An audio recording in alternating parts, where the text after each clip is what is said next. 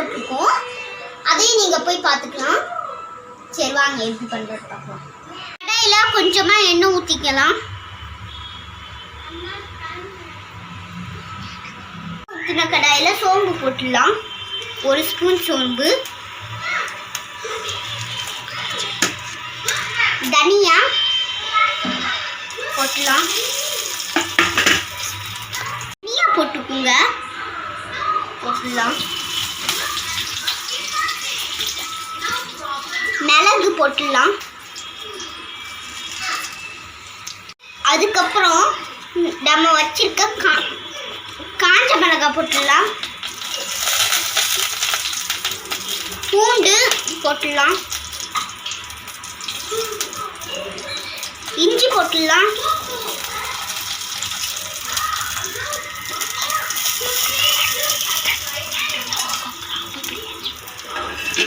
பட்டை, லவங்கம், கிராம்பு, பிரியாணி இலை போட்டுடலாம். கருவேப்பிலை போட்டுடலாம்.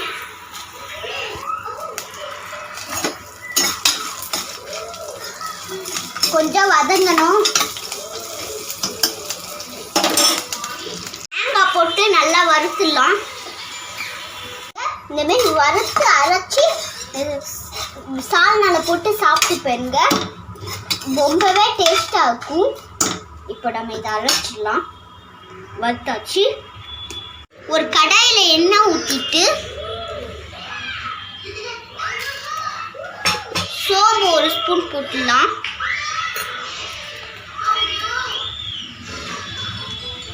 பட்டை, லவங்கம், பிரியாணி எல்லாம் போட்டுடலாம். கொஞ்சம் போட்டுக்கலாம்.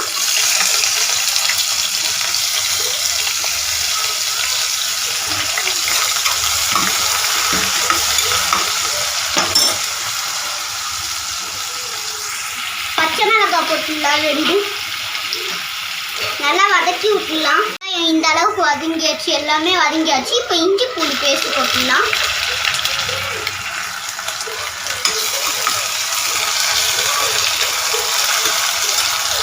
இப்போ தக்காளி போட்டுடலாம். இஞ்சி பூண்டு பேஸ்ட் நல்லா வதங்கிடுச்சு.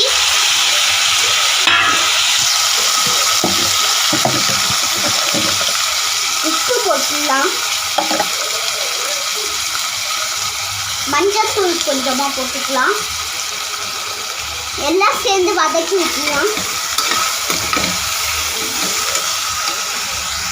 நல்லா வதங்கிடுச்சு. இப்போ தனி மிளகாய் தூள் கொஞ்சம் போட்டுடலாம். தனியா தூள் கொஞ்சம் போட்டுடலாம். கொஞ்சமாக போடுங்க.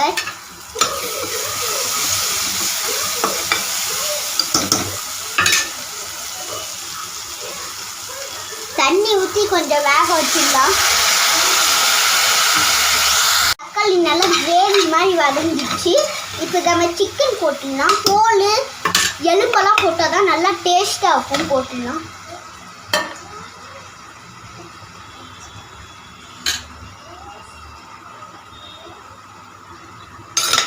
தண்ணி இப்போவுமே ஊற்றிடாதீங்க, கொஞ்சம் வதங்கட்டும்.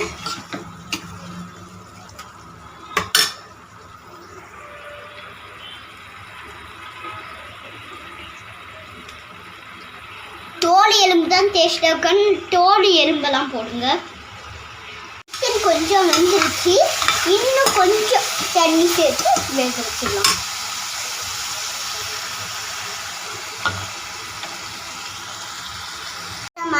சிக்கன் நல்லா வெந்துருச்சு. இப்போ நம்ம அரைச்சி வச்சிருக்க பேஸ்ட்டு போட்டுடலாம். இது வந்து சாதத்துக்கு, தோசைக்கு, சப்பாத்திக்கு எல்லாத்துக்குமே தொட்டு சாப்பிடலாம். அவ்வளோ ருசியாக சுவையாக இருக்கும்.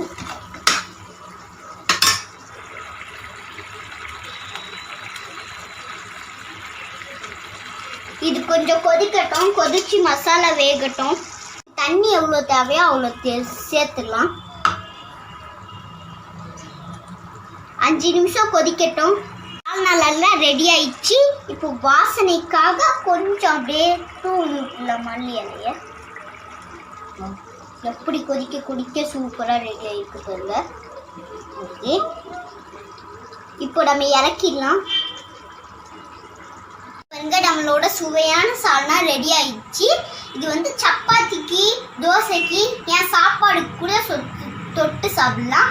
அவ்வளோ சூப்பராக இருக்கும். எங்கள் சேனலுக்கு லைக் பண்ணுங்கள், ஷேர் பண்ணுங்கள், கமெண்ட் பண்ணுங்கள், சப்ஸ்கிரைப் பண்ணுங்கள். எனக்கு ரொம்பவே பிடிச்சது இதுதான், இந்த சால்னா தான். பாய், நாளைக்கு பார்க்கலாம்.